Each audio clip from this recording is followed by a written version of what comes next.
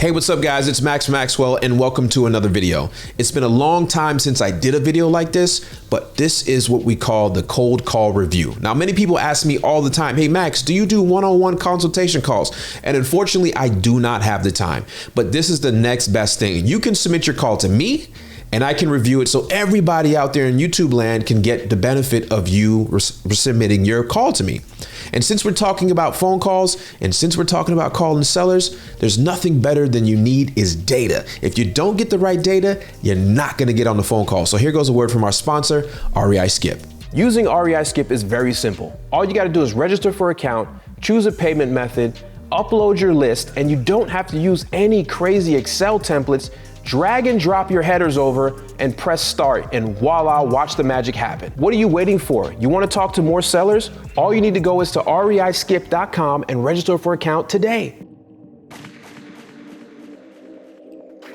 So when I got this file, it was labeled Tough New York Seller. Without even opening it, I already knew what it was going to be like. So let's just dive right into it. Hello? Hello, good morning, Alexander. Hi, who is this? Good. Hey, this is Jay with Dream Big Home Buyers. Now, he did a good job at the introduction. Now, what I mean by that is most people would have called and say, hey, is this Jay? And the reason you don't want to do that because you're going to get the same exact answer if you say, hey, Jay, this is Max. And you're thinking, what do you mean? If I call your cell phone and you answer and say hello, and I don't recognize your voice and I say, hey, is this Jay? You're immediately going to know that this person on the other end of the line doesn't know who I am. But if I call your cell phone and assumed that it's the person I'm looking for by saying, hey, what's up, Jay? It's Max. And you don't know who I am, you're immediately going to think, who is this person? And then I get to explain who I am. Now, one thing I don't like to do right away is jump in, hey, this is Jay with Big Time Home Buyers. It comes off corporate, it comes off salesy, and within the first 10 seconds, this guy gets to make a decision if he wants to continue talking to you or not. And this is what this person did, but we'll see what happens. I believe you spoke to my agent, Carl, yesterday. Why did you kill this person, Carl? Out on the property over there. I'm not sure. I texted with someone. I'm not sure who it was. Got it. I believe it was Carl regarding the property on Winston Drive. He said you possibly interested in selling this one here? Yeah, sure. Got it. Yeah, well, we're actually buying in the area, and this is the condo, right? In that building? It is. It is, yeah. Got it. I figured. Okay, cool. Well, our process is actually pretty simple. Typically, people who are interested in selling their home, they want to know what we do, how we do it, and how much we can offer for the property. I'm sure you have the same type of questions, right? Not really. No. Not really? Only one. You're willing to offer. I don't need. So immediately I'm realizing that this guy is what you call like one of those cold guys. He's a red. He wants to get straight to it. He doesn't allow you to build rapport.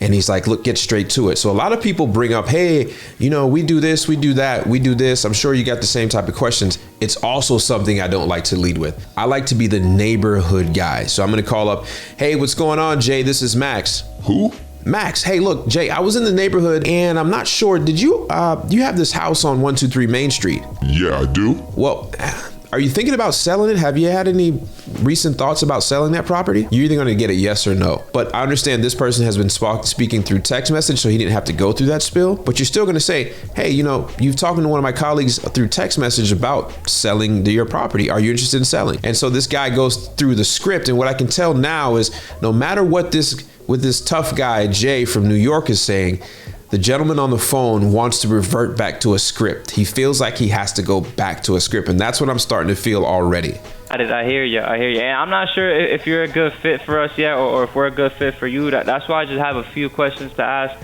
regarding the property, the condition and whatnot, just so I can, formulate an offer for you. Does that sound fair for you? Okay, sure. Cool, awesome. And did I catch you at a bad time? Do you have about 8 minutes? I do. Perfect. And I like to be upfront and transparent. We're an investment company. We don't buy every property we look at, but we also have a team of realtors that can assist you if we're not a good fit. Does that make sense? I'm not sure where you're going to. I don't need to know everything about you guys. As I said before, if you guys are interested, you reach out to me. If you're interested, give me an offer. I don't need to know everything you do and how you do it. I'm an investment banker myself. I do a lot of things with corporations, so I'm not going to advertise and educate about what I do. So if you guys are interested in the property, give me an offer. All right, so I can tell this caller, this investor here, he is wanting to go back to a script, and he wants to pull from it so much. And a script is there only as a guideline, but you got to learn how to bounce back and ad lib and kind of play boxing.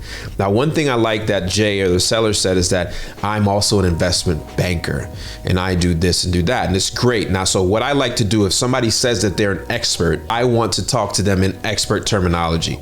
I'm going to shoot it to them straight, and I'm going to just be straight with them, because if you're telling me you're an investor, you're an investment banker, and that's kind of what I'm doing, then you and I are going to know the common terms of what's good and what's bad, what's a good investment, what's a bad investment. And so because you labeled yourself an expert, you're not going to get too many I don't know and I don't know the answer and try to play ignorant as a customer. So let's continue to go, see if he tries to stay on this script. Got it. You're a straight shooter. You want to go straight to the point. I appreciate that. And as far as the property, can you tell me a little bit about the condition and the layout of it? It's a regular one bedroom with the balcony. You know, it has about, I'd say it's about 1,000 square feet. Maybe a little less. I don't know exactly. Okay. You know, the building is in a good condition. The apartment is probably, you know, it's in a decent shape. Got it. So it's a one bedroom, one bath. You said it's about 1,000 square feet. Got it. And yeah. At the current moment, are you living there, or is there tenants in there? It's rented out. And that's a good question. You know, you want to find out more about the property, and that's a good way. I usually ask the same way. Hey, is this property something you're living in, or is it an investment property for you? No, it's an investment. Okay, cool. So you got tenants in there. Yes, I do have tenants. Great. What's the rate you're getting? Is it you're getting market rate, or what are you getting? And so you just continue to flow with it. And how are the tenants? Are they good, or are they paying on time and whatnot? So he's following right along. Good, awesome. And are they on a month-to-month or on an annual lease? So a better way to ask that question without being invasive, because some of these questions start to get invasive. Are they a month-to-month leases? Hey, how long have they been there? 2 years. So these guys are probably mid within a renewal process, right?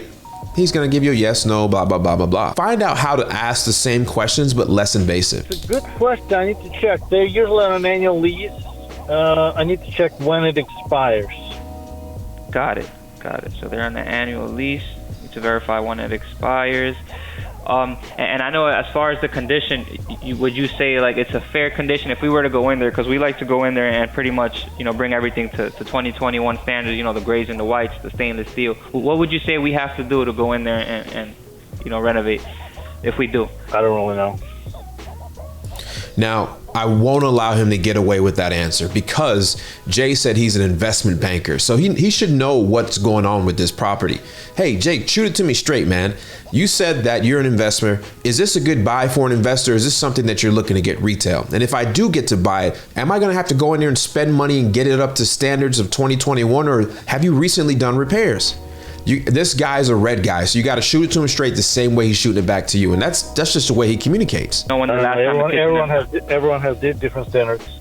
No, see, everyone doesn't have their different standards. If you're an expert, there is a standard that, hey, we know this property is in good shape or bad shape. So there I'm starting to get a wiggly to say, okay, there's probably some deferred maintenance on this property, and Jay just doesn't want to come out and say it. But I ain't gonna let him off the hook that easy. Yeah, everyone has a different taste. You're right. And do you know when was the last time the kitchen and bathroom was renovated? It's been a while. Hey, Jay, you're an expert. Define been a while. You know, it's just, for me, if Jay wants to start off as a red, I'm going to keep him in the red because I know how to play with each personality type person. I'm not going to allow him to get away with these softball answers. It's been a while. Got it. So it's been a while. So there is deferred maintenance. Okay. Now, if you decide you want to sell the property to us, will we need to pay off, you know, any taxes or mortgage balance on the property? No. And assuming why? we agree on... I don't. I'm sorry. And see, this is why I really don't like to ask this question. And there's other ways to find this out without being so invasive. You got to figure out how to, you got to understand, hey, do you have a mortgage on it? What does it matter? In reality, it doesn't. It's only, you got to remember, there's two types of questions that you're going to ask a seller. A question that benefits you and a question that puts them in, that keeps them in check and keeps them in the reality. And so that question was purely just for the person, just for the buyer that was asking the question. So he needs to learn how to soften up those questions and go around the back door and answer and get that same answer from a different way. I don't understand your question. And you get this type of response when the seller does not like that approach. The market value of my apartment is not influenced in any way by any outstanding taxes or mortgage. So why does it matter? Well, let's say you owe. I'm not sure if you took a refinance out and you owe pretty much equivalent to the market value. Still irrelevant. And let's say. And I'll be honest with you, we're a real estate, we're an investment company. If you're looking for retail, there we go. We're getting straight to the point now. We're gonna but I don't understand. Even if I have mortgage on this property, are you gonna pay me less because of that? No, we're not gonna pay you less. We want to make sure that you don't have to come out of pocket at the closing table. True. Good explanation. Don't worry. What I'm saying? I do, but it has nothing to do with the market price of my apartment. Like zero. Even if I have to come up with something at the closing table, it'll be my responsibility, not yours.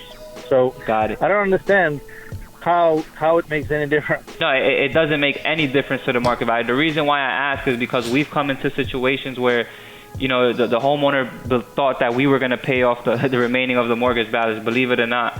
And the deals never ever ended up closing because they had to come out of pocket because they owed more than what our offer was. And so that's a good explanation, recovery for that is that, hey, look, Jay or Jim or whatever this guy's name is, look, I understand that you're an expert. Most people we deal with, they kind of have no idea. And so if I agree on a price with you and you realize, hey, at the closing table, you got to bring $20,000 thinking that I have to do it. So that's kind of why I just asked that question. Let's move on. And that's how I would guide the question. It's because they ended up taking a refinance or they had some back payments or some child liens. Do you know what I mean? Yeah. Yeah. So I'm not pleased. Look, I don't want to waste time. I understand. I don't want to waste your time either. Yeah. No, you're asking me questions that make no difference to this transaction. And that's because the buyer wants to stick to a script. And you got, like I said before, you have to match the personalities, and he just didn't. And so this guy is feeling uneasy now. He feels like he's wasting his time. I would shoot it straight with him. Hey, Jay, look, I haven't been able to do all the research necessary for this property. I know you got a number in mind. What is it you want to get away with? What do you want to walk away with this property? And matter of fact, I'm going to ask a question. Why are you even considering selling? I know I called you, but you answered the question that you are interested in selling it. Why are you even interested in selling if this property is rented, it's cash flowing, and what's your idea here? If you guys want to buy, make me an offer. You know the area, you know the buildings. It's very easy. It's not a complicated property. There's no liens on this. It's as simple as it can be. Yeah. For a real estate transaction. I like you, man. No LLC, nothing.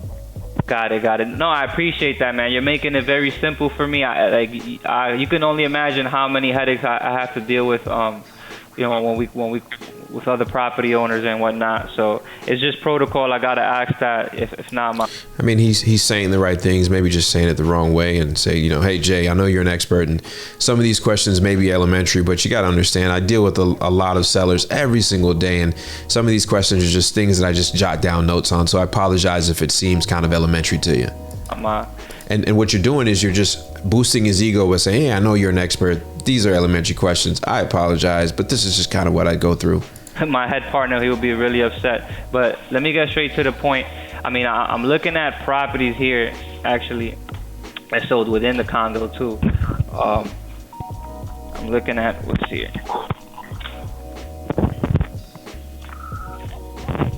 I'm looking at 1207, 1108. So without seeing this guy, and I'm picturing he's in a car or somewhere, his face is now getting red hot. He's wasting his time. The conversation's staling, and this buyer is not prepared on his phone, and he's not filling the dead space with a little bit of questions that can help. So I'm looking at properties similar to yours. This one actually sold for $290 and $295. They're 1 bed, 1 bath. I mean, what were you thinking? What are your thoughts on that? I don't understand. Sorry. Are you making an offer? Then, if you are, what is your offer? I'm not. To be honest with you, I haven't done the research to the extent that I like to. I'm just seeing these properties going for this price here in this area, in the same condo. I mean, is that something that you were thinking to get? I don't want to waste any of your time. You're not giving me anything to respond to. You need to make an offer. If you need to do research, do research. I don't understand. Seriously. Got it. I don't show up at a dealership and come up with a range of prices that I've seen elsewhere in 1995. That's ridiculous. Not 95, but I would. If you're do not that. serious, I gotta go back. Well, And that call ended. And so I'm going to give this. There's a couple things that he did wrong. I think the introduction was okay. Number one, the major thing is he didn't match the personality of this person. So, and he tried to go back to the script over and over and over again, and this gentleman wasn't having it, and the call ended in a hang up. I gotta go. And so the likelihood of that turning into a deal is pretty slim, and you're gonna have to learn how to match that personality. But hey, in this business, anything can happen. So I would rate that call at a C+. C+. It gets a C+, maybe a B- on a decent, and if he would have fixed a couple things, but then he got hung up on, so he wasn't able to keep that rapport. Now I'm in the studio with my producer Matt, and Matt is, he's not a cold caller, and he may have some questions about what he should and shouldn't have done. Matt, what do you think? So that whole call, I felt like, the transferal of power was downhill, because I'm imagining as a cold caller, you start off with full power, you can really control the conversation, but he let that slip away from him throughout the entire call till the end, when the cold caller was just like, I'm done, hang up. I don't know, it was pretty interesting. He sounded unsure the whole time about what he was saying. Definitely, I'm underprepared. Yeah, underprepared, and wanting to revert back to the script is probably the main reason why he lost that seller. He wasn't able to connect, drop the script, have a conversation. It's just a human. You're standing in line at Starbucks and you're having a conversation about somebody's house. Don't revert to the script. The first call should just be building rapport, or sometime understanding where this person's at. You didn't find anything about pain points. You have no idea why he's selling, nothing like that. So I'm going to give this a C+, and I hope that everybody out there watching learns from this as what you need to do. And so if you want to submit one of your calls to me, make sure you use the link below, fill out the form, drop your call in there, and I may select your call to go in a YouTube video. I hope this helps some people. I know it's helped me just getting some refreshers and listen to calls. So if you like this video and you want to see more like it, here's a word from our sponsor, the Closer Olympics, coming up this year. You don't want to miss it. When I close, doors open. Every key I forge golden. I'm key speaker, tour spokesman. End of day, I'm your opponent. I do real estate in the real estates. Commas in every deal I make. Ain't scared of no reflex objection. I get the yeses, my clients yes man, oh man. All time high, check the numbers, they won't lie. Last year we did 1 million. This year the mills multiply. We kings of this, you know the vibes. More life to live, more homes to buy. More escrows, more bank rolls, more urgency. Closing times. Close it, pick up the phone, close it. Big escrow, close it. $1 million deal, close it. It's all on you, close it. What you gonna do? Close it. I want the proof, close it. $1 million deal, close it. Hey. I just do not take advice. Who don't really do it. When I close a deal, I don't have to think twice. The truth is I already knew it. I'm so hot, I'm melting a bit like ice. That's right. Turn this whole thing into fluid. I used to be free, but now there's a price. You had your chance and you blew it. I told the game, honey, I'm home like I'm Cuban. I'm trying to run all of Dallas like I'm Cuban. I'm trying to own all of Vegas like I'm Newton. I just might have to Trump and rush like Putin. My boys used to pull guns out when they shooting. Now my boys pulling out phones when they shooting. That's the way we making money and looting. You wanna leave, gotta start as a student. I'm not here fighting for crumbs. No. I'm not here wrestling bums. No. I came for all of the smoke. I blow the smoke out my lungs. Meanwhile I'm speaking in tongues to people just twiddling thumbs. And this game just like the galaxy. When I look up at the stars, these are really my sons. Close it, pick up the phone, close it. Big escrow, close it. $1 million deal, close it. It's all on you, close it. What you gonna do? Close it. I want the proof, close it. $1 million deal, close it. Hey. close it. Pick up the phone, close it. Big escrow, close it. $1 million deal, close it. It's all on you, close it. What you gonna do? Close it. I want the proof, close it. $1 million deal, close it. Hey.